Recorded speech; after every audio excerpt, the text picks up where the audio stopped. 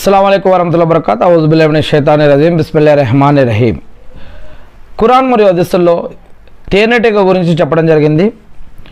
శాస్త్రీయపరంగా మరియు గ్రంథం ఆధారంగా తేనెటీగ గురించి చూసినట్లయితే ఖురాన్లో 16వ అధ్యాయం 68, 69 వాక్యాలలో అల్లా ఏం చెప్తున్నారంటే, మరియు నీ ప్రభువు తేనెటీగకు ఈ విధంగా ఆజ్ఞాపించాడు, నీవు పర్వతాలలో, చెట్లల్లో మరియు మనుషుల నిర్మించే కట్టడాలలో నీ ఇళ్లను, తొట్టెలను నిర్మించుకో అని.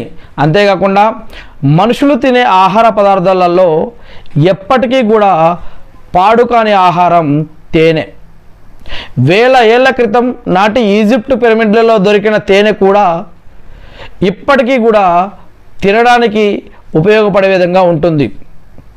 దీంట్లో ఎంతో గొప్పదనం ఉంది. ఇందులో ఉండే యాంటీ బ్యాక్టీరియల్ గుణాలే దీనికి కారణం. అవి ఆహారం కోసం తమ యొక్క గూడు నుంచి దాదాపు 5 నుండి 10 కిలోమీటర్ల వరకు కూడా దూరం వెళ్ళినా కూడా తిరిగి అవి ఎటువంటి కన్ఫ్యూజన్ లేకుండా మళ్ళా తిరిగి అవి తమ యొక్క గూటికి రాగలవు. తన గూడు కోసం తన యొక్క ప్రాణాలను కూడా తేనెటీగ త్యాగం చేస్తూ ఉంటుంది. పువ్వుల నుండి, చేదు పువ్వుల నుంచి కూడా అది మకరందాన్ని తీసుకొని తీయగా మారుస్తుంది. ఈ యొక్క తేనెటీగ గురించి ఖురాన్ మరియు హదీసుల్లో అనేక విషయాలు తెలియజేయబడ్డాయి. శాస్త్రీయపరంగా కూడా శాస్త్రవేత్తలు కూడా అనేక విషయాలు కనుగొనడం జరిగింది. నేను మనందరికీ సరైన జ్ఞానాన్ని ప్రసాదించమని, శాపగ్రస్తుడైన సైతాను బారి నుంచి రక్షించమని నేను అల్లాహ్ని ప్రార్థిస్తూ ఉన్నాను. ఆమీన్.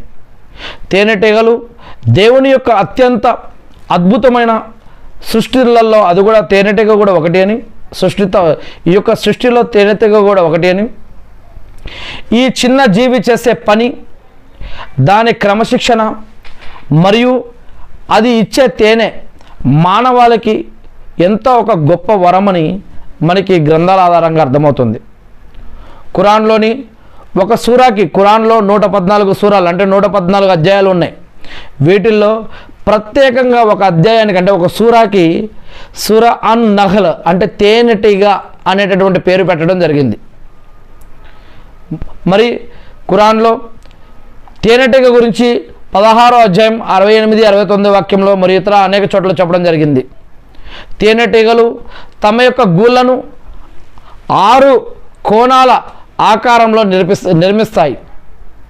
తక్కువ మైనంతో ఎక్కువ తేనెను నిల్వ చేయడం కోసం, గూడు బలంగా ఉండడం కోసం అవి అత్యంత శాస్త్రీయమైన పద్ధతి